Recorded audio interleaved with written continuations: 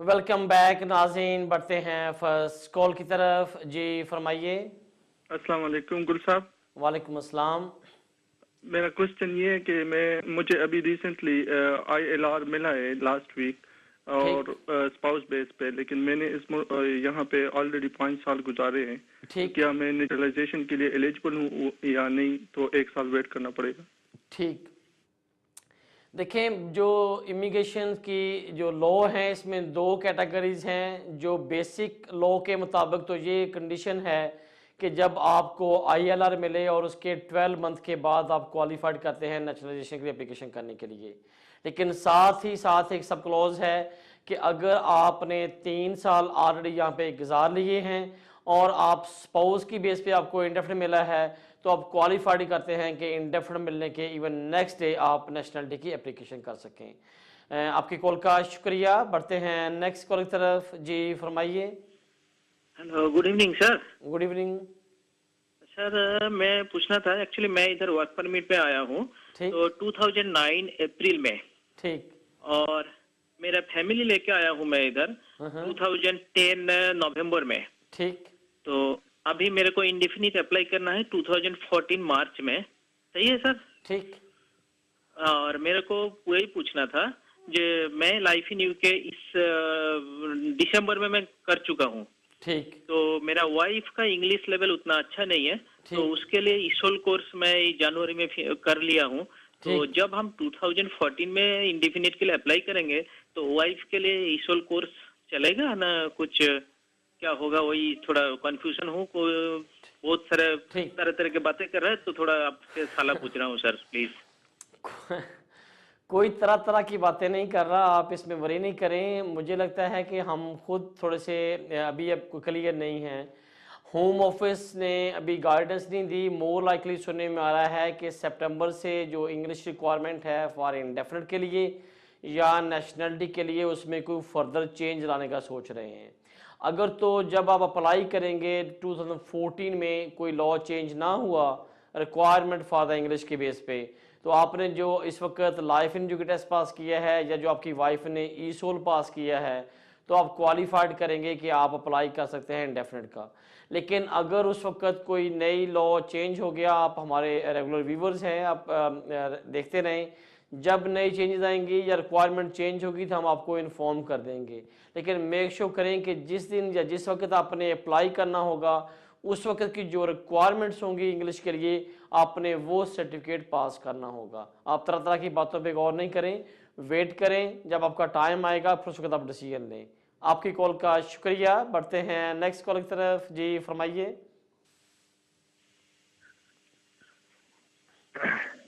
जी फरमाइए। अस्सलाम वालेकुम रियाज साहब। वालेकुम अस्सलाम। रियाज साहब, मेरा सवाल था कि मैं ना इधर स्टूडेंट वीजे पे आया था, 6 साल यहाँ पर हो गए, और 2011 में मेरी यहाँ पे शादी हुई है। मेरे पास 2 साल का स्पाउस वीजा। ठीक। लेकिन मेरे ड्राइविंग लाइसेंस पे पॉइंट्स लगे थे 2008 के एंड में और 2009 में, जिनमें से जो 2008 वाले वो तो अब उतर भी चुके हैं और 3 रह गए हैं जो इस साल जुलाई में तो जाएंगे। मेरा जो इंडेफिनिट है वो अगस्त 28 में मेरा स्पाउस वीजा फिनिश हो रहा है। तो जो रिसेंटली इनका लॉ था कि जी आप सवाल आपका क्या है भाई? आपका सवाल क्या है? जी मेरा सवाल ये है कि रिसेंटली इनका लॉ था कि अगर आपकी कोई भी अनस्पेंड कन्विक्शन हो जो अकॉर्डिंग टू रिहैबिलिटेशन एक्ट के 5 साल होने के बाद आप कर सकते हो, और अब रिसेंटली इन्होंने जो लॉ चेंज की है उस चीज को हटा के कोई नई लाइन ऐड कर दी है कि आपके पास अगर कोई ग्राउंड्स नहीं है रिफ्यूज करने के तो आपको रिफ्यूज नहीं किया जा सकता। तो आप प्लीज मुझे बता सकते हैं कि मैं कर सकता हूँ या नहीं कर सकता? आप क्या कर सकते हैं, इंडेफिनिट या नेशनलिटी? जी इंडेफिनिट। आपकी कॉल का शुक्रिया भाई। इंडेफिनिट के लिए अगर आपका नए लॉ या पुराना लॉ जो उन्होंने लाइन ऐड कर दी ना भी की होती, तो तब भी अगर अनफॉर्चुनेटली आपके जो ड्राइविंग लाइसेंस है उस पर कोई भी रोड ट्रैफिक ऑफेंस का या कोई पेनल्टी हो, तो आपको इंडेफिनिट में कोई प्रॉब्लम नहीं आता। अनटॉनलेस कोई इंतहाई आपका सीवियर कोई आपने कम्युनिकेशन ना की हो या कोई इंतहाई सीवियर आपके खिलाफ कोई पेनल्टी ना लगी हो, किसी आपने ड्रिंक एंड ड्राइव ना हो, तो आपको जब इंडेफिनिटली अप्लाई करते हैं तो उसमें कोई इशू नहीं आता। लेकिन मेन कंसर्न है कि जब आप नेशनलिटी का अप्लाई करते हैं तो उस वक्त आप पे बार आता है कि जब आपके खिलाफ कोई पॉइंट लगे थे उनके 5 साल बाद, वो 3 साल के बाद जो है वो आपके DVLA से उतरते हैं। लेकिन जो होम ऑफिस की जो चार्ट है, जो डायग्राम्स हैं, उसके मुताबिक जो अपने लेटेस्ट जो लास्ट यानी कि वो 2019 वाले जो वो पॉइंट लगे थे, जब उनको 5 साल हो जाएंगे उसके बाद आप क्वालिफाइड करेंगे कि आप नेशनलिटी की एप्लीकेशन कर सकें। आपकी कॉल का शुक्रिया। बढ़ते हैं नेक्स्ट कॉल की तरफ। जी फरमाइए। अस्सलाम वालेकुम। वालेकुम अस्सलाम। मेरा नाम नैना है और मेरी कजन ने थोड़ी देर पहले अपना ब्रिटिश पासपोर्ट के लिए अप्लाई किया था। ठीक। उसकी सर्टिफिकेट से उसका बर्थ नेम गलत आ गया था। ठीक। उसने अब अपना ब्रिटिश पासपोर्ट ले लिया है। My question to you is कि अब वो अपनी बर्थ सर्टिफिकेट पे जो नाम गलत आया था उसे चेंज कर सकती है, और अगर नहीं तो क्या वो उसे अफेक्ट करेगा? ठीक, आपकी कॉल का शुक्रिया। देखिए, अगर उसके नाम पे या किसी वजह से या जो आपका पासपोर्ट बन गया है उस पर कोई अनफॉर्चुनेटली कोई मिस्टेकनली या नोइंगली या अननोइंगली किसी भी तरीके से या आपसे इंफॉर्मेशन गलत प्रोवाइड की गई हैं, अगर कोई चीज़ आप चेंज करना चाहते हैं जो कि फैक्चुअल आपके पास जो बर्थ सर्टिफिकेट था या कोई और चीज़ थी उस पर जो है आप अभी चेंज कर सकते हैं। उसके लिए आपको जो भी आपका चेंज करना है पहले पासपोर्ट से या पुराने बर्थ सर्टिफिकेट के मुताबिक, तो आपको एविडेंस देना होगा। आपके पास ओरिजिनल बर्थ सर्टिफिकेट होना चाहिए और साथ अपने आप जाके एक डीड्स बनाएं, उस पर लिखें कि मेरा एक्चुअल ये था, जब हमने अप्लाई किया या किसी भी वजह से जब प्रोवाइड की गई इन्फॉर्मेशन तो उसमें ये मिस्टेकनली ये इन्फॉर्मेशन दी गई है। अब मैं अपने आप को चेंज करते हुए अपनी जो भी नया पासपोर्ट है या ब्रिटिश पासपोर्ट है उसको आप चेंज कर सकते हैं। लेकिन अपार्ट फ्रॉम इस सिचुएशन के, अगर वैसे भी आपका कोई नाम है, कोई चीज़ हो, आप उसको चेंज करना चाहें तो आपको एक चेंज ऑफ नेम डीड पोल बनाते हुए आप फ्रेश एप्लीकेशन करेंगे तो आपका नया पासपोर्ट बन जाता है। आपकी कॉल का शुक्रिया। बढ़ते हैं नेक्स्ट कॉल की तरफ। जी फरमाइए। हेलो, अस्सलाम वालेकुम। वालेकुम अस्सलाम। जी मेरे दो क्वेश्चन है। हम 2010 में इधर आए थे तो 2010 में हमें सेटलमेंट वीजा मिला था। ठीक। उसके बाद हम तकरीबन 350 डे अपने कंट्री वापस चले गए पाकिस्तान। ठीक। उसके बाद हम तकरीबन 2011 में वापस आए हैं और जब से हम इधर सेटल हैं। ठीक। तो हमने अब अपनी नेशनलिटी अप्लाई करनी है, मैंने और बच्चों की। ठीक। और हस्बैंड की तो हो गई है। ठीक। वो इधर ही होते हैं, मतलब वो तकरीबन 2 साल से अभी तक पाकिस्तान गए भी नहीं। ठीक। तो उसके लिए पता करना था कि इतने डे हम रहकर आए हैं तो अप्लाई कर सकते हैं, मैं और बच्चे, क्या खाली बच्चे कर सकते हैं? आप इसका कुछ आंसर देंगे? ओके, आपकी कॉल का शुक्रिया। देखें, जो बच्चे हैं क्योंकि आपके हस्बैंड के पास ब्रिटिश सिटीजनशिप है तो वो क्वालिफाइड करते हैं कि वो नेशनलिटी अप्लाई कर सकते हैं। लेकिन अब मुझे थोड़ा सा आप कंफ्यूज कर रहे हैं कि अगर आपने 300 समथिंग टाइम गुजारा है तो ये लॉ ये कहता है कि जब आपने नेशनलिटी अप्लाई करनी हो एज ए स्पाउस तो आपको लास्ट 3 ईयर्स के में आपने 270 डे से ज़्यादा यहाँ से बाहर ना गुजारे हों। अगर आपने इस फिगर से ज़्यादा टाइम गुजारा है तो फिर जब आप वापस आए हैं तो उस वक्त से लेके जब आपके 3 साल पूरे हो जाएंगे आप क्वालिफाइड करेंगे कि आप नेशनलिटी की एप्लीकेशन कर सकें। आप चेक कर लें कि अगर आपने मुझे शायद बताया कि 300 समथिंग दिन गुजारे हैं तो मुझे लगता है कि अनफॉर्चुनेटली आपको इस वक्त क्वालिफाइड नहीं करती। जब से आप 2011 से यहाँ पे आई हैं और जब आपके यहाँ पे 3 साल हो जाएंगे तब आप क्वालिफाइड करेंगे कि आप अपनी नेशनलिटी की एप्लीकेशन कर सकें। आपकी कॉल का शुक्रिया। बढ़ते हैं नेक्स्ट कॉल की तरफ। जी फरमाइए। हेलो सर, ਅਸੀਂ ਨਾ ਇੱਥੇ ਆਏ ਸੀ ਕੋਈ 10 ਸਾਲ ਪਹਿਲੇ। ਠੀਕ। ਉਹ ਸਟੇ ਹੋ ਗਏ ਸੀ, ਲੇਕਿਨ ਸਾਡੇ ਬੱਚੇ 8 ਸਾਲ ਦੇ ਹੋ ਗਏ ਨੇ ਇੱਥੇ। ਠੀਕ। ਅਸੀਂ 7 ਜੁਲਾਈ ਨੂੰ ਕੇਸ ਵੀ ਪਾਇਆ ਸੀ ਬੱਚਿਆਂ ਦੇ ਬੇਸ ਤੇ। ਉਹ ਸਾਡਾ ਕੇਸ ਪਹਿਲਾਂ 2 ਸਾਲ ਪਹਿਲਾਂ ਤੋਂ ਹੀ ਚੱਲ ਰਿਹਾ ਸੀ ਪੂਰੀ ਫੈਮਿਲੀ ਦਾ। ਠੀਕ। ਉਹਦੇ 'ਚ ਉਹਨਾਂ ਨੇ ਕੋਈ ਜਵਾਬ ਨਹੀਂ ਦਿੱਤਾ। ਫਿਰ ਅਸੀਂ ਹਾਈ ਕੋਰਟ ਗਏ। ਹਾਈ ਕੋਰਟ ਦੇ ਬਾਅਦ ਫਿਰ ਜਦੋਂ ਬੱਚਾ ਸਾਡਾ 7 ਸਾਲ ਦਾ ਹੋ ਗਿਆ ਸੀ ਫਿਰ ਉਹਨਾਂ ਨੂੰ ਐਪਲੀਕੇਸ਼ਨ ਕੀਤੀ। ਹੁਣ ਉਹਨਾਂ ਨੇ ਕਿਹਾ ਸੀ 3 ਮਹੀਨੇ ਦੇ ਵਿੱਚ ਜਵਾਬ ਦੇ ਦਾਂਗੇ। ਅਜੇ ਤੱਕ 2 ਮਹੀਨੇ ਹੋ ਗਏ, ਕੋਈ ਜਵਾਬ ਨਹੀਂ ਦਿੱਤਾ। ਦੂਸਰਾ ਅੱਜ ਉਹਨਾਂ ਦਾ ਇੱਕ ਲੈਟਰ ਆਇਆ, ਉਹ ਜੋ ਬੱਚਾ 7 ਸਾਲ ਦਾ ਹੋਇਆ ਉਹਨਾਂ ਨੇ ਕਿਹਾ ਉਹਦੇ ਫਿੰਗਰ ਕਰਾ ਕੇ ਸਾਨੂੰ ਭੇਜੋ ਬਸ। ਠੀਕ। ਤੇ ਇਹਦੇ 'ਚ ਸਾਡਾ ਕੀ ਹੋ ਸਕਦਾ ਹੈ, ਇਹੀ ਪੁੱਛਣਾ ਸੀ। ਓਕੇ, ਤੁਹਾਡੀ ਕਾਲ ਦਾ ਸ਼ੁਕਰੀਆ। ਤੁਸੀਂ ਹੁਣ ਅਪਲਾਈ ਕਰਤਾ, ਹੁਣ ਵੇਟ ਕਰੋ ਕਿਉਂਕਿ ਹਾਈ ਕੋਰਟ 'ਚ ਲੈ ਗਿਆ ਸੀ ਕੇਸ ਨੂੰ। ਹਾਈ ਕੋਰਟ 'ਚ ਮੁਫਤ ਨੇ ਕਿਹਾ ਕਿ ਕੇਸ ਨੂੰ ਪਲੀਜ਼ ਇੱਥੇ ਸਟਾਪ ਕਰ ਦਿਓ, ਅਸੀਂ ਦੁਬਾਰਾ ਕੰਸੀਡਰ ਕਰਦੇ ਹਾਂ। 3 ਮਹੀਨੇ ਤੁਹਾਡੇ ਕੋਲ ਨੇ ਮੰਗੇ ਸੀ, 2 ਮਹੀਨੇ ਹੋਏ, ਹਾਲੇ 1 ਮਹੀਨੇ ਦਾ ਹੋਰ ਟਾਈਮ ਹੈ। ਇਹਦਾ ਮਤਲਬ ਇਹ ਹੋਇਆ ਕਿ ਉਹਨੇ ਫਿੰਗਰਪ੍ਰਿੰਟ ਵਾਸਤੇ ਤੁਹਾਨੂੰ ਕਹਿਤਾ ਦੇ ਕੇ ਉਹਨੂੰ ਪ੍ਰੋਵਾਈਡ ਕਰ ਦਿਓ। ਹੋਪਫੁਲੀ ਮਹੀਨੇ ਦੇ ਅੰਦਰ ਅੰਦਰ ਕੋਈ ਨਾ ਕੋਈ ਡਿਸੀਜਨ ਲੈ ਕੇ ਤੁਹਾਨੂੰ ਤੁਹਾਡੇ ਫੇਵਰ ਦੇ ਵਿੱਚ ਤੁਹਾਨੂੰ ਆਪਣੇ तमाम ਡਾਕੂਮੈਂਟਸ ਜਾਂ ਕਾਰਡ ਜੋ ਵੀ ਹੈ ਤੁਹਾਨੂੰ ਪ੍ਰੋਵਾਈਡ ਕਰ ਦੇਣਗੇ। ਲੇਕਿਨ ਜੋ ਤੁਸੀਂ ਮੈਨੂੰ ਦੱਸਿਆ ਇਹਦੇ ਮੁਤਾਬਕ ਲੱਗਦਾ ਗੁੱਡ ਸਾਈਨ ਆ ਔਰ ਮੋਰ ਲਾਈਕਲੀ ਕਿਉਂਕਿ ਤੁਸੀਂ ਹੁਣ ਬਿਲਕੁਲ ਇਮੀਗ੍ਰੇਸ਼ਨ ਰੂਲਸ ਦੇ ਮੁਤਾਬਕ ਕੁਆਲੀਫਾਈਡ ਕਰਦੇ ਆ ਤੇ ਹੁਣ ਹੋਮ ਆਫਿਸ ਕੋਲ ਕੋਈ ਆਪਸ਼ਨ ਨਹੀਂ ਕਿ ਉਹ ਤੁਹਾਡੇ ਸਵਾਏ ਦੇ ਕਿ ਤੁਹਾਨੂੰ ਵੀਜ਼ਾ ਗ੍ਰਾਂਟ ਕਰਨ ਜਾਂ ਜਿਹੜਾ ਵੀ ਤੁਹਾਨੂੰ ਇੱਕ ਸਟੇਟਸ ਦੇਣ, ਤੁਹਾਨੂੰ ਬਿਲਕੁਲ ਵੀਜ਼ਾ ਮਿਲ ਜਾਏਗਾ ਕਿਉਂਕਿ ਤੁਸੀਂ ਇਮੀਗ੍रेशन रूल्स ਦੇ मुताबिक ਹੁਣ क्वालिफाइड करते हैं। थोड़ी कॉल का शुक्रिया। बढ़ते हैं नेक्स्ट कॉल की तरफ। जी फरमाइए। हेलो, अस्सलाम वालेकुम। वालेकुम अस्सलाम। जी मैं प्रेस्टन से बोल रही हूँ। मुझे ये पूछना था, ये जो 9 जुलाई के बाद जो बच्चे यहाँ 7 साल से रह रहे हैं और जो बच्चे यहाँ पैदा हुए हैं जी, तो वो कौन से वीजे के लिए अप्लाई कर सकते हैं? हम यहाँ पे आए थे स्टूडेंट वीजे पे, मेरे हस्बैंड और मेरी एक बेटी यहाँ बॉर्न भी हुई है 2005 में, वो 7 इयर्स की हो गई है। तो हम कौन सा वीजा कौन सा ठीक, आपकी कॉल का शुक्रिया। देखें जब अगर 9 जुलाई के बाद ये लोग कहता है कि अगर आप बच्चों के साथ यहाँ पे 7 साल गुजारने, उनमें दोनों तरह के लोग क्वालिफाइड करते हैं। अगर आप यहाँ पे आए और आपका यहाँ पे बच्चा पैदा हुआ और वो 7 साल का हो गया और या आप बच्चों के साथ यहाँ पे आए और बच्चों को और आपके साथ रहते हुए 7 ईयर्स हो गए, एज फार एज के बच्चों की एज 18 साल से कम है, तो आप क्वालिफाइड करते हैं कि यहाँ पे फर्दर लीव के लिए अप्लाई कर दें। जब आप फर्दर लीव अप्लाई करेंगे तो लॉ के मुताबिक आपको 30 मंथ्स यानी कि 2 साल 2.5 साल का वीज़ा मिलेगा और उसके बाद आपको 4 एक्सटेंशन करना होगी या 10 साल पूरे होने के बाद आप क्वालिफाइड करेंगे कि यहाँ पे आपको सेटलमेंट मिल जाए। आप क्वालिफाइड करते हैं, बिल्कुल आप एप्लीकेशन कर सकते हैं, लेकिन इसके साथ साथ आपको एडवाइस है किसी सोलिसिटर को मिलें ताकि तमाम एविडेंस दिखाते हुए वो एक आपकी प्रॉपर सबमिशन कर सके। आपकी कॉल किया शुक्रिया। बढ़ते हैं नेक्स्ट कॉल की तरफ। जी फरमाइए। Hello, I wonder if you can help me. Yeah, please. I've got my husband from the spouse visa. He's got 2 years spouse visa. And before for 2 years spouse visa. Okay, go ahead. What is your question, by the way? Yeah, and he's got it. He's been here 6 months. And before we got the visa, I was working less hours and was claiming income support, and I was on housing and council tax benefit. So I was living in a rented place.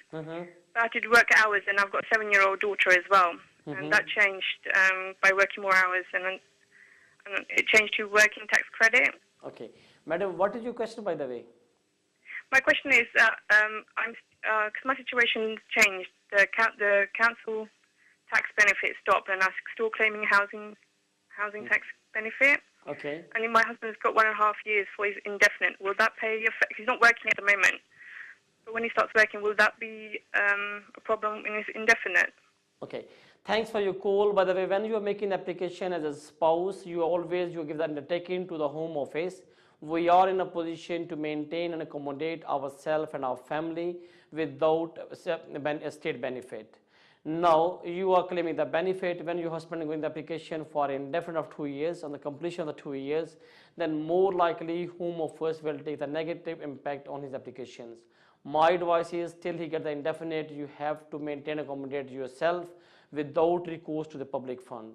You have to do the work. Even I do understand by the family law you are qualified for the tax credit, but that's the problem. That's going to be a negative in your state.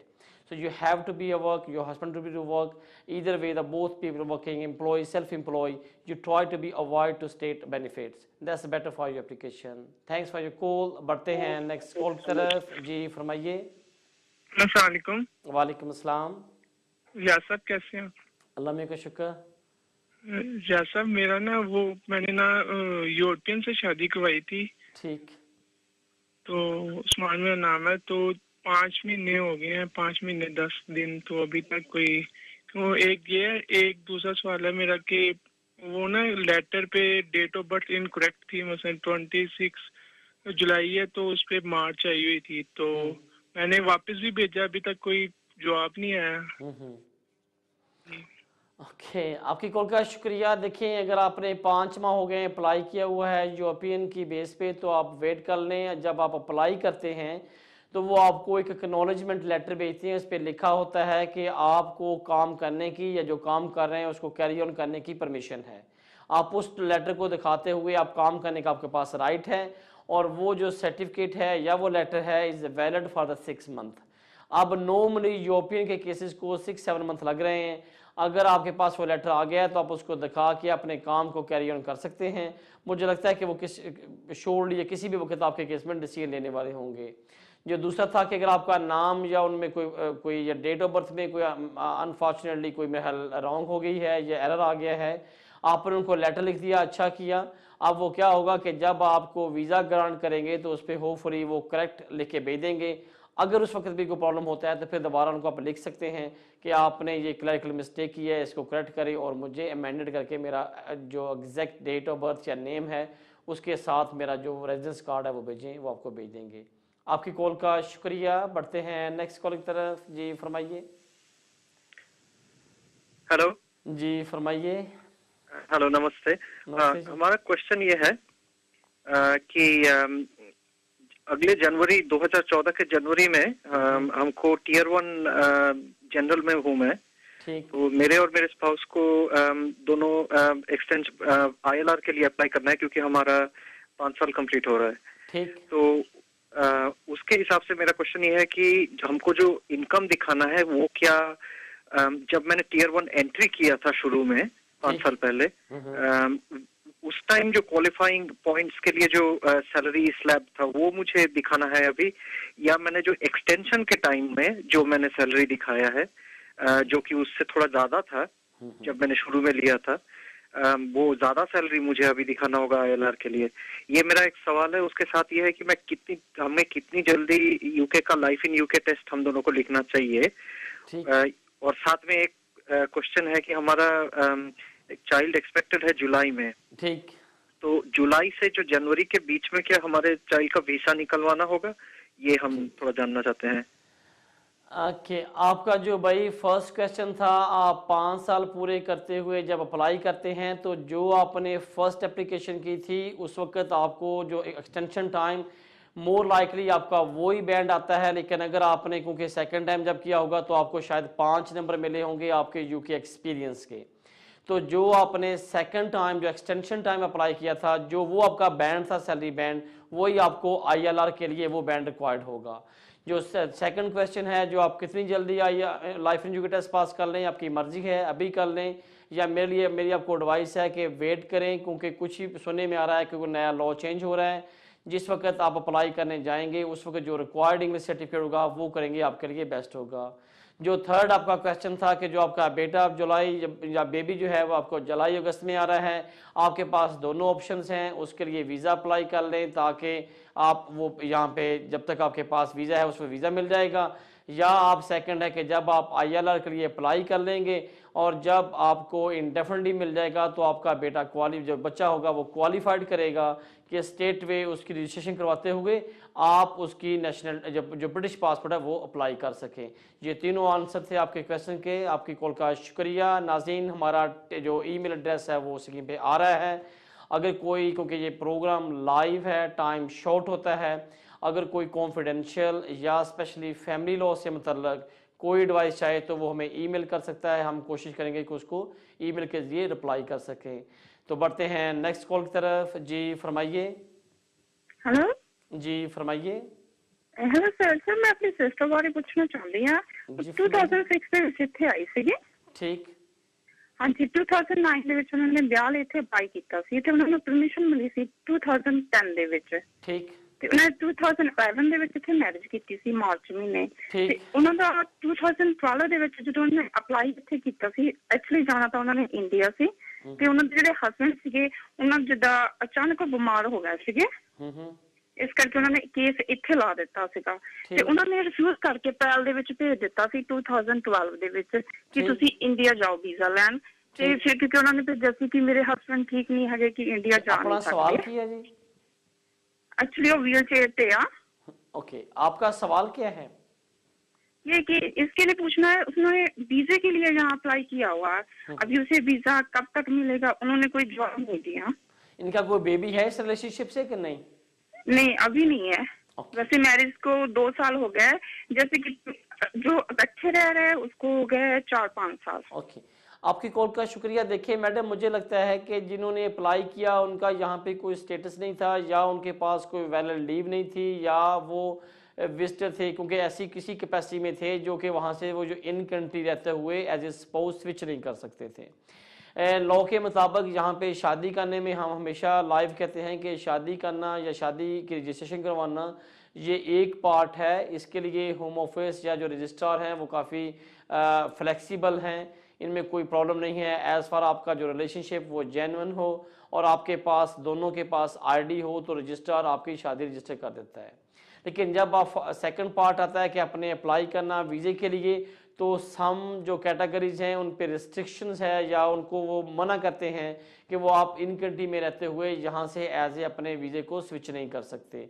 या special वो लोग जिनके पास जिस वक्त वो apply करने जा रहे हैं उनके पास वैलिड लीव ना हो या उनकी जो लीव अब एक्सपायर हो गई हो या उनके पास वीज़ा ना हो, तो होम ऑफिस कहता है कि बेशक आपकी शादी हो गई है लेकिन still you have to leave the country and get the integrance from your home country.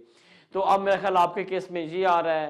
लेकिन सम केसेस में क्या होता है कि अगर आपके कोई अच्छे जो कंपैशनेट सर्कमस्टांसेस हों, आप समझते हैं कि वापस जाके आना जो हमारी जो फैमिली है उसके लिए प्रॉब्लम बनेगा। लेट्स से कि इस रिलेशनशिप में अगर बच्चा होता तो आप ये कह सकते थे कि ये वापस जाएंगे तो बच्चा और उसकी जो माँ है वो अफेक्ट करेगी या इनके जो फैमिली में कोई इशू आ जाएगा, उनका डिले होने से कोई फ़ायदा नहीं है। तो होम ऑफिस इस तरह के केसेस में अपनी डिस्कशन पावर यूज़ करते हुए आपको डिस्कशन लीव यहाँ पे दे देते हैं। लेकिन अगर इस तरह की कोई ऐसी बात नहीं है, आप सेम कंट्री से हैं, सेम रिलीजियस है और फिर मुझे लगता है कि कोई इशू नहीं है, होम ऑफिस अपने इस तरह के केसेस में डिस्कशन पावर यूज़ नहीं करता और फिर वो वेरी स्ट्रिक्ट और टू द लाइन ये कहते हैं कि आप वापस जाएं, जाके अपना वीज़ा अप्लाई करें। लेकिन आपने अप्लाई किया हुआ है, वेट करें, जो भी रिस्पॉन्ड आएगा आप उसके बाद अपना एक्शन ले सकते हैं। नाज़रीन, मेरा और आपका साथ यहाँ तक। जिन्होंने हमारे प्रोग्राम में कॉल किया सराहा उनका शुक्रिया। जिनकी हम कॉल नहीं ले सके उनसे मुलाकात होगी next Thursday same time Venus TV पे। हमारा ईमेल एड्रेस आपको आ रहा था। जिनको कोई कॉन्फिडेंशियल फैमिली लॉ से या इमिग्रेशन से कोई एडवाइस चाहिए वो हमें ईमेल कर सकते हैं, वरना मुझे इजाज़त दीजिए। तब तक अल्लाह हाफिज़।